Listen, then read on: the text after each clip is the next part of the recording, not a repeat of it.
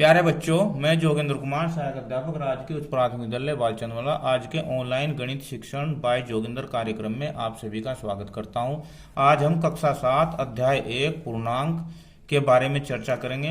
Video के part 5 में आज हम पूर्णांकों के योग एवं व्यकलन के गुण, योग के समवर्त, व्यकलन के अंतर्गत समवर्त, क्रम विनिमय गुण, साहचर्य गुण, योज्य तत्समक, ये पूर्णांकों के गुण धर्म के अंतर्गत आते हैं। इनके बारे में चर्चा करेंगे। आइए देखते हैं।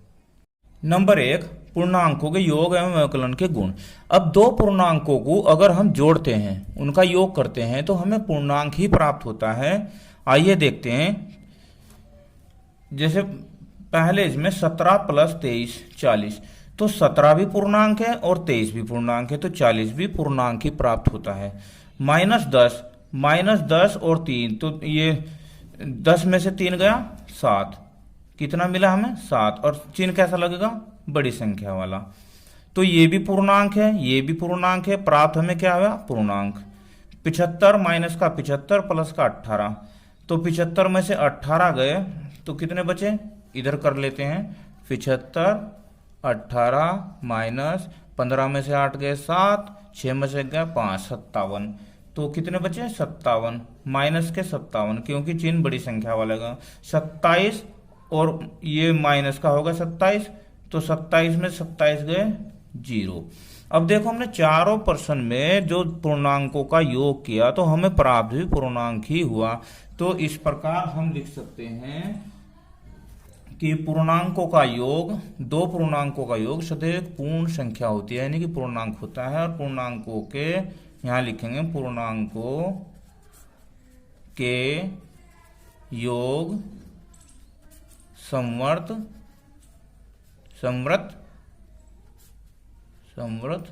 होते हैं। समवर्त को क्लोज भी बोलते हैं, समवर्त को क्लोज भी बोलते हैं, क्लोज्ड। अब देखो, यही कंडीशन हम, यही शर्त इसके घटा में करते हैं, पूर्णांकों को घटाने में करते हैं। तो 7 में से 7 माइनस 9, 7 में से 9 गया तो 9 तो जाता नहीं, पर 9 में से 7 जाएगा, संख्या का चिन्ह लगेगा बड़ी वाला, 2 उत्तर आया। अब 17 और माइनस माइनस ये प्लस हो गया 21, कितना आया 17 21 38, तो ये भी पूर्णांक प्राप्त हुआ। 8 माइनस का 8 और ये प्लस हो गया 14 में से 8 गया 6, चिन्ह लगेगा बड़ी संख्या वाला, प्लस 21 माइनस का 21 और प्लस का 10 हो गया, तो 21 में से 10 गया 11, चिन्ह लगेगा बड़ी संख्या वाला। अब देखो, अगर इन्हें पूर्णांकों को हम आपस में घटाते हैं, इनका व्यकलन करते हैं, तो उसमें भी हमें पूर्णांक ही प्राप्त होते हैं। तो इसमें इस प्रकार लिख सकते हैं, दो पूर्णांकों का अंतर भी एक पूर्णांक होता है। और पूर्णांकों के व्यकलन समवर्त होते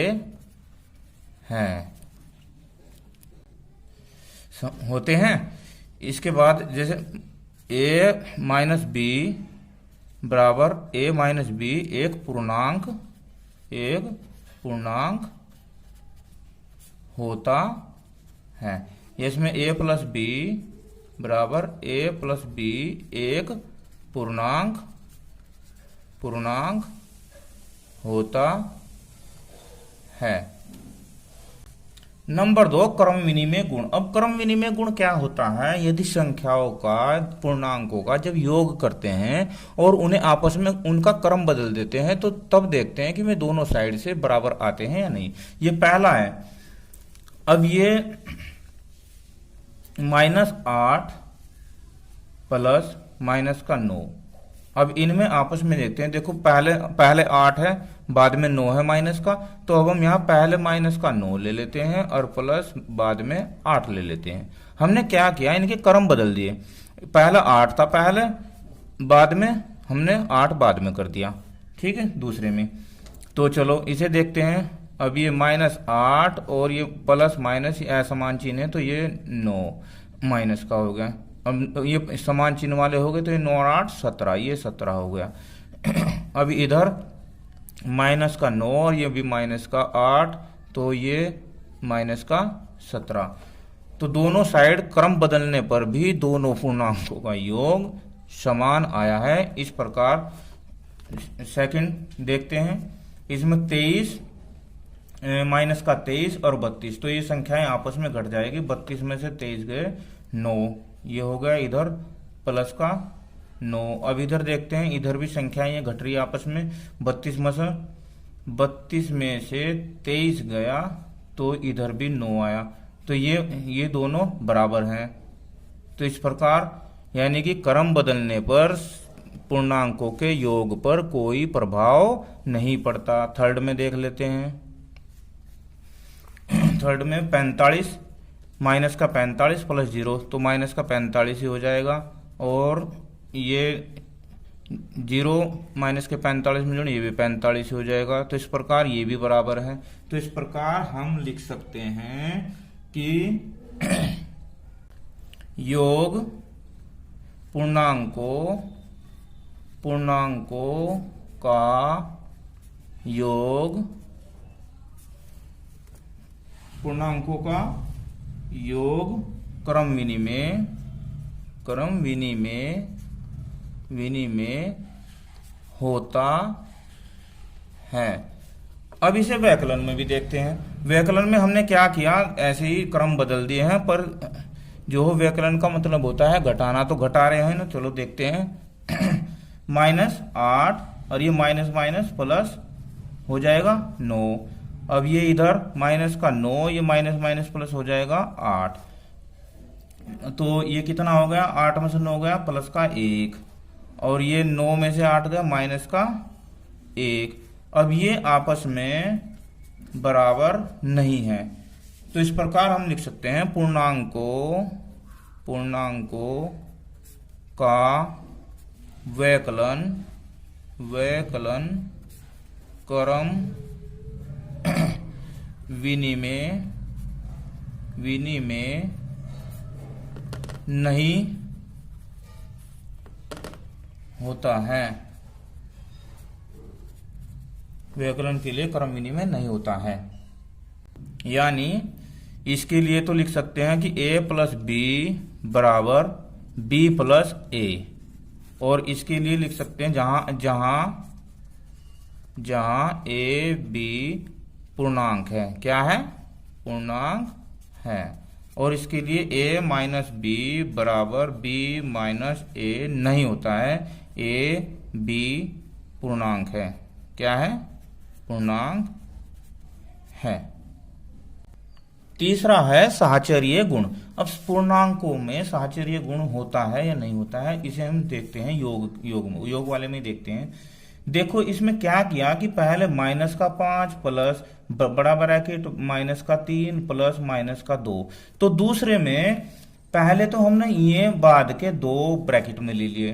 अब फिर दूसरी ओर हमने क्या किया कि पहले 2 ब्रैकेट में ले लिए, यानी कि पहले तो हमने बाद के 2 ब्रैकेट में लिए और दूसरे में हमने पहले 2 ब्रैकेट में ले लिए।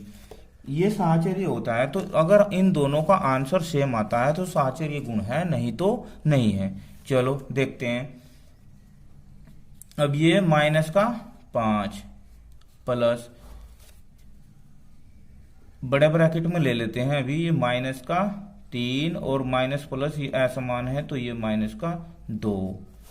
चलो -5, ये ब्रैकेट से पहले प्लस है तो अंदर के चिन्ह नहीं बदलने के, ये 3 और ये 2 ही रह गया। इसके बाद सभी समान चिन्ह है तो ये आपस में जुड़ जाएंगे। 5 और 3 8 और 2 क्या हो जाएगा 10। इधर भी देख लेते हैं। इधर -5 और ये प्लस माइनस, ये -3 प्लस माइनस का 2, ये अंदर हो गए 8, ब्रैकेट खोल दिया मैंने, प्लस माइनस ये माइनस का 2, ये कितना हुआ 8 और 2 10, माइनस का। अब दोनों साइड के जो उत्तर आए हमारे बराबर आए, इसका मतलब ब्रैकेट आगे पीछे लगाने से कोई फर्क नहीं पड़ा है।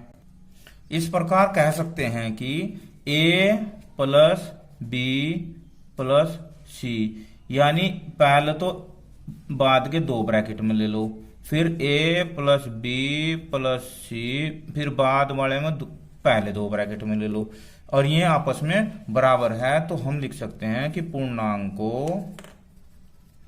पूर्णांकों का योग